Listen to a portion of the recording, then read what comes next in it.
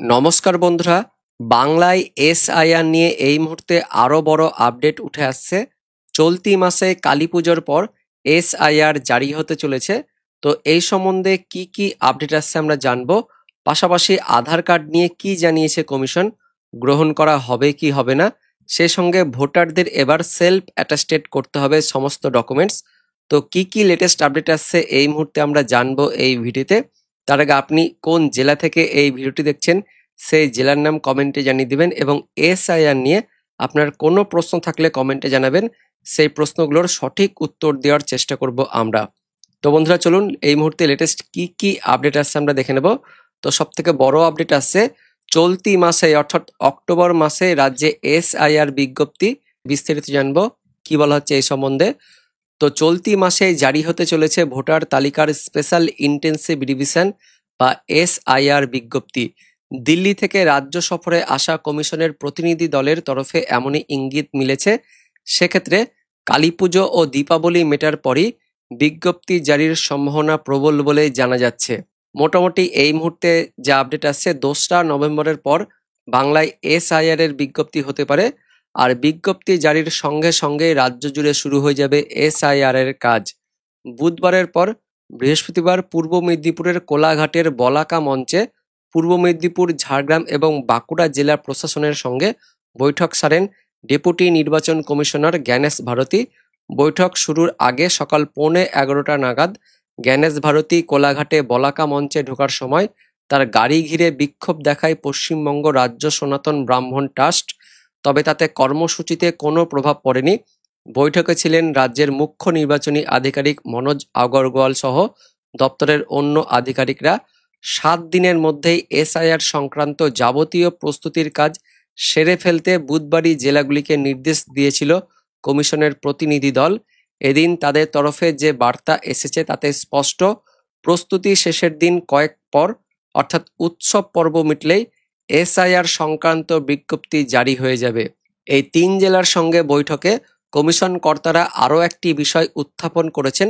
সূত্রের খবর, এসআইআর এর কাজ মেটার মাস দুয়েকের মধ্যেই পশ্চিমবঙ্গে বিধানসভা নির্বাচনের নির্ঘণ্ট ঘোষণার কথা জানিয়েছেন তারা। সেই প্রেক্ষিতে এসআইআর এর কাজ নিয়ে জেলাগুলিকে বাড়তি সতর্কতার সঙ্গে কাজ করার নির্দেশ দিয়েছে কমিশন। 3 জেলার প্রশাসনিক প্রধানদের পাশাপাশি এদিন প্রায় 450 বিএলওকে নিয়েও বৈঠক করেছে কমিশন। সেখানে তাদের স্পষ্ট বার্তা, বিজ্ঞপ্তিতে উল্লিখিত নথির কোনো একটি না থাকলে তালিকা থেকে নাম বাদ দিয়ে দেওয়া যাবে না। কোন পরিস্থিতিতে কেন সংশ্লিষ্ট ভোটারের কাছে নথি নেই তা যাচাই করতে হবে। প্রয়োজনে সংশ্লিষ্ট ভোটারের আত্মীয় স্বজন ও প্রতিবেশীদের কাছ থেকেও খোঁজ নিতে হবে। কোনো বৈধ ভোটারের নাম বাদের ক্ষেত্রে ত্রুটি নজরে এলে বিএলওরাই দায়ী থাকবে। তবে এই প্রসঙ্গে উঠে এসেছে বুথ লেভেল অফিসারদের নিরাপত্তা প্রসঙ্গও।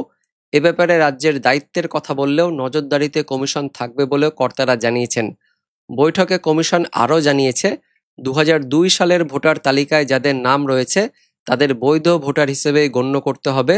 ওই তালিকায় নাম না থাকলে কমিশন নির্ধারিত প্রামাণ্য নথিগুলির যে কোনো একটি জমা দিতে হবে।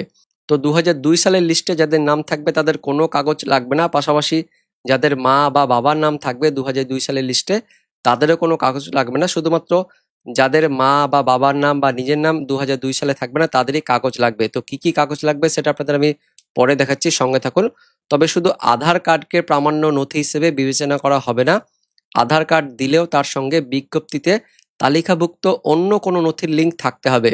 সিইও মনোজ আগরওয়াল বলেন, এসআইআরে একজনও বৈধ ভোটারের নাম বাদ যাবে না। আধার কার্ড নিয়ে যে আইন আছে সেটাই বলবৎ থাকবে। পাশাপাশি আরও আপডেট আসছে, ভোটার তালিকা থেকে গণহারে নাম বাদ নয়, এই মর্মে গুরুত্বপূর্ণ নির্দেশ দিল নির্বাচন কমিশন। অর্থাৎ ডকুমেন্ট না থাকলেই যে নাম কাটা হবে এমনটা কিন্তু নয়। তো সেই সম্বন্ধে কি বলা হচ্ছে সেটাও জেনে নেব। হাতে কাগজ না থাকলেও কারো নাম বাদ দেওয়া যাবে না। আগে বুথ স্তরে গিয়ে তথ্য যাচাই করতে হবে। বৃহস্পতিবার পূর্ব মেদিনীপুরের কোলাঘাটে অনুষ্ঠিত এক গুরুত্বপূর্ণ বৈঠকে এমনই বার্তা দিলেন রাজ্যের মুখ্য নির্বাচনী আধিকারিক মনোজ কুমার আগরওয়াল। পূর্ব মেদিনীপুরের বলাকা মঞ্চে আয়োজিত এই বৈঠকে উপস্থিত ছিলেন 3 জেলার জেলাশাসক। পূর্ব মেদিনীপুর, বাঁকুড়া ও ঝাড়গ্রাম প্রায় 500রও বেশি বুথ লেভেল অফিসার অর্থাৎ বিএলও অংশ নেন এই বৈঠকে। সেখানে স্পষ্ট জানানো হয়, যাদের হাতে প্রামাণ্য কাগজপত্র নেই তাদের নাম বাদ দেওয়ার আগে ক্ষেত্র সমীক্ষা করে যাচাই করতে হবে। কমিশনের স্পষ্ট বার্তা, 2002 সালের ভোটার তালিকায় যাদের নাম রয়েছে তাদের বৈধ ভোটার হিসেবেই গণ্য করা হবে। সেই তালিকাকে কমিশন বৈধ দলিল হিসেবে স্বীকৃতি দিয়েছে। তবে যাদের নাম ওই তালিকায় নেই তাদের ক্ষেত্রে কমিশনের নির্ধারিত নথিগুলির অন্তত একটির প্রমাণ দেখাতে হবে। তো কি কি নথিগুলোর মধ্যে প্রমাণ দেখাতে হবে সেটা দেখাবো, সঙ্গে থাকুন। কিন্তু এখানে একটি গুরুত্বপূর্ণ নির্দেশ এসেছে, আধার কার্ড একা যথেষ্ট নয়। শুধু আধার কার্ডের ভিত্তিতে ভোটার নাম প্রমাণ করা যাবে না, সেটি অন্য কোনো নথির সঙ্গে লিঙ্ক থাকতে হবে, তবেই সেটি গ্রহণযোগ্য হবে। মনোজ কুমার আগরওয়াল বলেন, কমিশনের নির্দেশ পরিষ্কার, কোনো বৈধ ভোটারের নাম বাদ যাবে না। বুথ লেভেল অফিসারদের দায়িত্ব, তারা যেন নিচুতলায় গিয়ে তথ্য যাচাই করেন। মানুষের নাম বাদ পড়লে তা যেন প্রশাসনিক ভুল না হয়। পূর্ব মেদিনীপুরের জেলা শাসক পূর্ণেন্দু কুমার মাঝি বৈঠকে বিএলওদের সতর্ক করে বলেন, যদি কারো কাছে কোনো প্রমাণপত্র না থাকে তাহলে সরাসরি নাম কাটা যাবে না। বিএলওরা মাঠে গিয়ে দেখতে হবে কেন সেই ব্যক্তি নথি দেখাতে পারছেন না। প্রয়োজনে প্রতিবেশী বা পরিবারের কাছ থেকে তথ্য যাচাই করতে হবে। বিহারে ইতিমধ্যেই স্পেশাল ইন্টেন্সিভ রিভিশন বা এসআইআর প্রক্রিয়ায় প্রায় 65 লক্ষ ভোটারের নাম বাদ গিয়েছে। সেই অভিজ্ঞতা থেকেই এবার কমিশন আরও সতর্কভাবে পদক্ষেপ নিচ্ছে।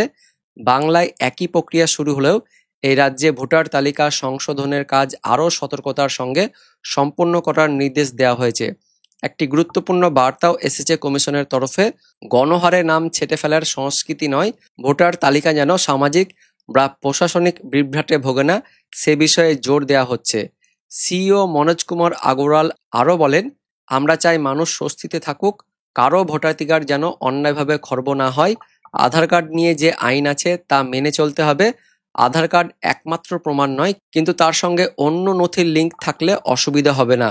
বৈঠকের শেষে বিএলওদের উদ্দেশ্যে বার্তা দেওয়া হয়, যাচাইয়ের সময় সহানুভূতিশীল ও নিরপেক্ষ মনোভাব বজায় রাখতে হবে। প্রশাসনিক ভুল বা তাড়াহুড়ো করে নেওয়া সিদ্ধান্তের কারণে কোনো বৈধ ভোটার যেন তালিকা থেকে বাদ না পড়ে। বাংলায় এসআইআর প্রক্রিয়া কতদিনে শেষ হবে সেই প্রশ্নে এখনো কোনো নির্দিষ্ট সময়সীমা ঘোষণা করেননি সিইও। তবে তিনি ইঙ্গিত দিয়েছেন প্রক্রিয়াটি দ্রুত ও মানবিকভাবে সম্পন্ন করা হবে। একজন প্রশাসনিক আধিকারিক বলেন, কমিশনের এই পদক্ষেপ অত্যন্ত গুরুত্বপূর্ণ। গ্রামীণ ও সীমান্ত অঞ্চলে অনেক মানুষের কাছে নথি থাকে না, তাদের যাচাই না করে নাম কেটে দিলে তা গণতান্ত্রিক অধিকার লঙ্ঘন হবে। কমিশন সেটাই রুখতে চাইছে। বাংলার প্রতিটি জেলার বিএলওদের কাছে ইতিমধ্যেই নির্দেশপত্র পৌঁছে গিয়েছে। সেখানে বলা হয়েছে, যথাযথ যাচাই ছাড়া কোনো নাম বাদ দেওয়া যাবে না। এমনকি সন্দেহজনক তথ্য পাওয়া গেলেও বিএলওদের তা দ্বিতীয় স্তরে যাচাই করতে হবে। নির্বাচন কমিশনের এই নীতিগত পরিবর্তন অনেকের মতে এক গণতান্ত্রিক দৃষ্টান্ত। হাতে কাগজ না থাকলেও ঘরে গিয়ে তথ্য যাচাই করে তবেই সিদ্ধান্ত নেওয়া, এটাই গণতান্ত্রিক পদ্ধতির মূল বার্তা বলে মনে করছেন পর্যবেক্ষকরা। বাংলার ভোটার তালিকা সংশোধনের এই নতুন নির্দেশ শুধুমাত্র প্রশাসনিক পদক্ষেপ নয়, এটি একটি মানবিক উদ্যোগ যা প্রমাণ করে নাগরিকের ভোটাধিকারই সর্বোচ্চ অগ্রাধিকার। ভোটার তালিকা থেকে গণহারে নাম বাদ নয়, এই মর্মে গুরুত্বপূর্ণ নির্দেশ দিল নির্বাচন কমিশন। তো কাগজ না থাকলেও কিন্তু নাম কাটা হবে না, আধার কার্ড থাকলেও কিন্তু নাম কাটা হবে না, তবে আধার কার্ডের সঙ্গে অন্য ডকুমেন্টের লিঙ্ক থাকতে হবে। পাশাপাশি আরও আপডেট আসছে, আধার কার্ড দিয়ে কিভাবে ভেরিফাই করা হবে সে সম্বন্ধে এখানে আপডেট আসছে। তো রাজ্যে বিএলওদের মাথা ব্যথা আধার, ভুয়ো ভোটারদের নাম ইস্যুতে কঠোর শাস্তি পাবেন বিএলওরাই। সেক্ষেত্রে কিভাবে সতর্ক হবেন তারা? কোলাঘাটে 3 জেলার বিএলওদের বৈঠকে মোটের ওপর এই প্রশ্ন উঠে এলো। জাতীয় নির্বাচন কমিশনের টিমের কাছে বিএলওরা জানতে চান, বহু ভোটার রয়েছেন যাদের আধার কার্ড ছাড়া আর কোনো নথি নেই, তারা কি করবেন? জাতীয় নির্বাচন কমিশনের তরফ থেকে স্পষ্ট করে দেওয়া হয়েছে, কোনোভাবেই যেন ভোটার তালিকা থেকে বৈধ ভোটারের নাম বাদ না যায় আর ভুয়ো ভোটারদের নাম অন্তর্ভুক্ত না হয়। সূত্রের খবর, বৈঠক চলাকালীন এক বিএলও প্রশ্ন করেন, 60 বছরের ঊর্ধ্বে বয়স, তাদের ভোটার কার্ড রয়েছে কিন্তু সেখানে জন্মের তারিখ নেই, আধার ছাড়া আর কোনো ডকুমেন্টস নেই, সেক্ষেত্রে কি করা যাবে? আরেক বিএলও সরাসরি প্রশ্ন করেন, শাস্তি হলে বিএলওদের হবে, তাহলে ডকুমেন্টস যাচাই কিভাবে সম্ভব? কমিশনের কর্তারা এদিনও স্পষ্ট করে দেন, আধার শুধু একটি পরিচয়, কিন্তু সেটা নাগরিকত্ব প্রমাণ করে না। তবে ভোটার যে ফর্ম জমা দিচ্ছেন সেখানে সন্দেহ হওয়া ডকুমেন্টস সেলফ অ্যাটেস্টেড করাতে হবে। তো ডকুমেন্টে কিন্তু এবার ভোটারদের সেলফ অ্যাটেস্টেড অর্থাৎ ভোটার যে কাগজপত্রগুলো জমা করছেন সেই কাগজ তার নিজের দায়িত্বেই বিএলওর কাছে জমা দিচ্ছেন এমনটাই কিন্তু লিখতে হবে। সেলফ অ্যাটেস্টেড করার মানে হচ্ছে এটাই, ওই জেরক্সটার নিচে ভোটারের নিজের কিন্তু সই বা টিপ সই করতে হবে। সেক্ষেত্রে বিএলওদের কোনো সমস্যা থাকবে না। বুধবারই কলকাতায় দক্ষিণবঙ্গের কার্যত সব জেলার জেলাশাসক ইআরও, এইআরও, বিএলওদের সঙ্গে বৈঠক করেন জাতীয় কমিশনের টিমের সদস্যরা।